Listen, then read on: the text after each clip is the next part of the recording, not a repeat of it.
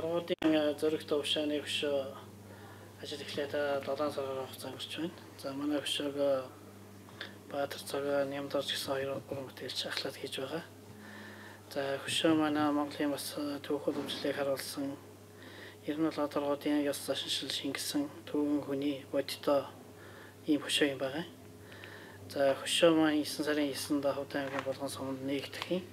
За хөшөөний ажлын хувьд бол энэ нарийн хийцтэй детальчлагдсан ярин бол урлагийн нэлээд томоохон хэмжээний бүтээл талдаа хийгдэж байгаа. За энэ ажлыг санаачлан торгон нутаг хөлөв 100% санаачлан санхүүжүүлэн хийгдэж байгаа л доо. Татны нэмжит цэцэрлэгт хүрээлэнд хөшөө маань тавигдах юм.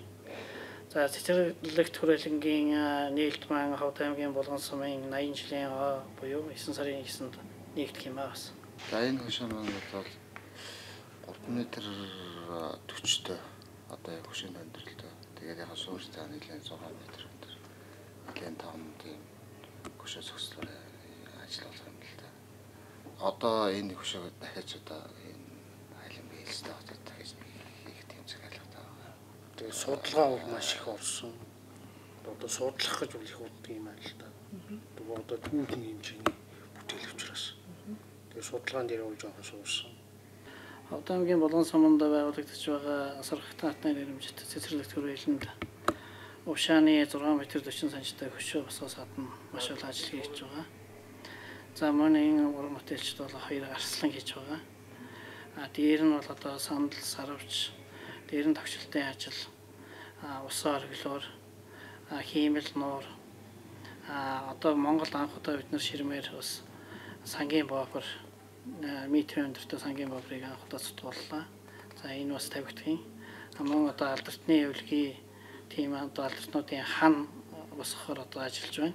Энэ бол одоо цэвэр чулуугаар хийсэн уран бүтээл байх юм. За ханны маань урд бол 1 диаметрийн өргөнтэй одоо 1 метрийн диаметртай тийм одоо Монгол бэлгэлийг бэлгэсэн тулга байх юм. За энэ тулгыг бол бас нэлээд өндөр хэмжээнд хийгдэж байгаа. Энэ тулга бол Монгол төрийн ордонд нэг байдаг. За хоёр дахь хөвлөрийн бид нар гадаа одоо тэр цэцэрлэгт хүрээлэнд алдарснуудын тэр одоо ханны өмнө хийхээр ингэж бас хийж байгаа бэлтэж байгаа.